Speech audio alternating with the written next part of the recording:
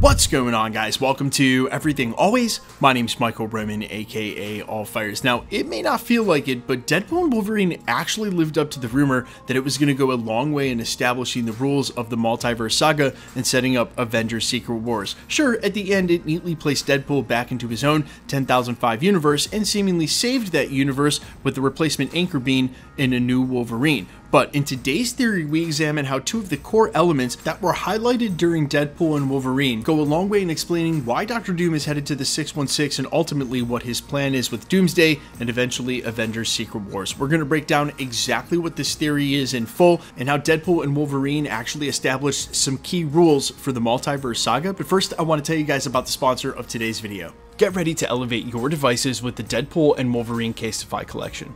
Inspired by the classic comics and featuring two of my favorite superheroes of all time, these designs are ready to free your hands for any type of chaos that comes your way. Whether you're navigating the bustling city, hitting the gym, or embarking on your next superhero adventure, these cases have got you covered. Now guys, the thing that struck me most when I was first unboxing the limited edition collection was just how awesome the designs for Deadpool and Wolverine were. They even came with some amazing accessories. Two wrist straps with awesome depictions of Wolvie and Deadpool, an awesome Deadpool crossbody strap, this incredible Wolverine grip stand that I'm definitely going to be using a ton, and this awesome Deadpool car holder stand. And with different style cases, see which superhero style suits you best and make a statement wherever you go. The other thing that stood out was that the quality definitely matches the designs, and I'm truly excited to use these cases daily. As a Marvel fan, I was also super excited to get the limited edition official Marvel collaboration with Casetify comic poster. It's a perfect addition to my collection. So make sure to head over to casetify.com today and check out their Deadpool and Wolverine collection.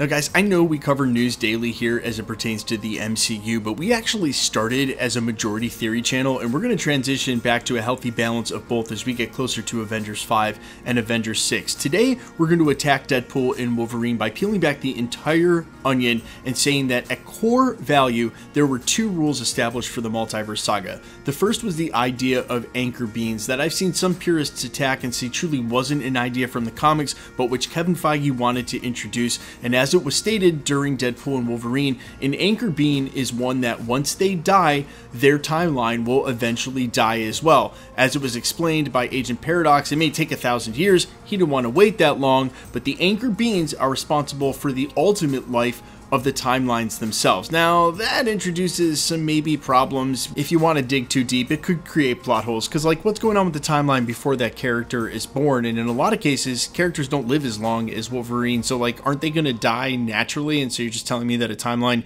never gets to go beyond, say, 1,000 years past its anchor bean. Plus, we also know from He Who Remains, when he referred to the 31st century as in the past to his original self as Nathaniel Richards, that some timelines have gone way, way beyond where we are now. Again, if you really want to nitpick it hard, you can create some problems, but let's just take it at face value that there's ultimately these anchor beans that are responsible, and if they go, the timeline goes as well. But then it established one other key rule. At the end of the film, when taking Wolverine from his original timeline and placing him into 10,005, actually saved the timeline itself. Now, you could attribute some of the things that happened with Cassandra Nova and the Time Ripper there at the end of the movie as attributing to how his timeline was saved, but I think it's clearly meant to be that because Wolverine could be taken from his original timeline into this one, that he could replace the Wolverine that died. Now that again may create some problems, because originally rules established during the Multiverse of Madness said that when one being was in a different dimension that they shouldn't be in, that makes things unstable and ultimately leads to incursions, which is why it was problematic that Monica Rambeau at the end of the Marvels ended up in a timeline that we still haven't established in the MCU, but I'm sure is eventually headed to be revealed here in one of these future Marvel films. Still, they wanted to say that at least in this case, this one seems to be okay, which leaves us with two rules. Anchor beans are responsible for the health of their timelines, and you can use replacement anchor beans to stabilize said timelines. Okay, now how does this apply to Avengers Secret Wars and Avengers Doomsday? Ultimately, Dr. Doom's going to have to take on God of Stories Loki, and in order to do so, he's going to have to be tremendously powerful.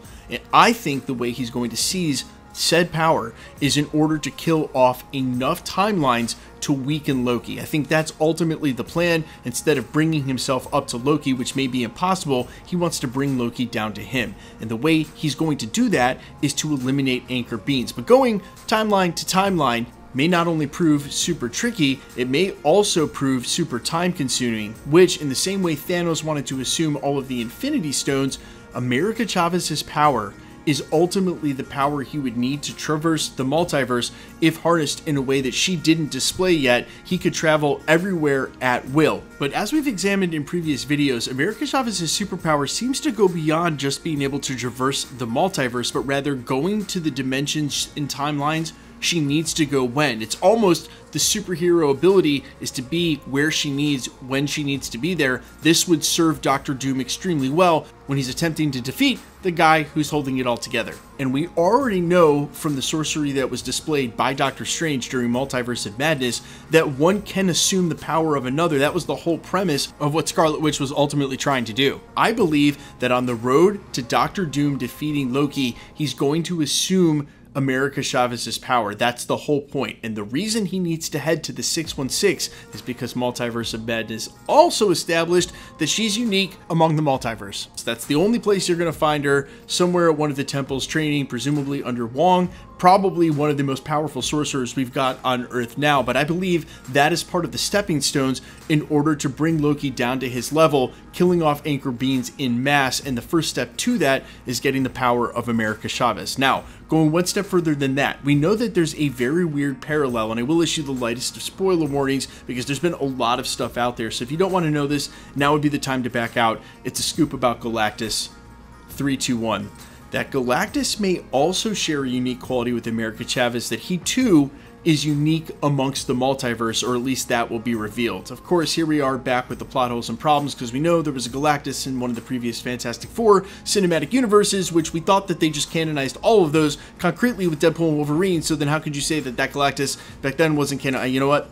Not going to do it. Not going to do it. Let's back out. But if Galactus should share that same quality with America Chavez, then I think there's a totally separate theory that comes into play. And instead of there being Anchor Beans amongst each timeline, there also being Anchor Beans in the multiverse. These Anchor Beans could be ones that share the same unique quality like America Chavez and Galactus, where they're only one amongst the multiverse, and if Doctor Doom can kill them one by one, he can assume their powers and or weaken the multiverse to a state where he could defeat Loki. I think that actually ties to a separate theory we have coming to the channel about what's going on between Doom and maybe some of the Celestials they've already set up. But in the meantime, guys, let me know all your thoughts down below about there being Anchor Beans in the multiverse or Doom's plan. How do you like this theory, and what do you think his plan is? We're all ears as always. Quick reminder, hit the sub button, leave a comment down below. That enters you to win our ongoing giveaways. The best way to keep up with the channel is to hit the notification bell with all notifications turned on. And as always, if you liked today's video, I'd really appreciate it if you'd hit the like button. My name's Michael Roman. Find me in a couple of places, Instagram and Twitter at AmFires. You can find me on all other platforms with the name AllFires with original music. I'll check you guys in the next one. Peace.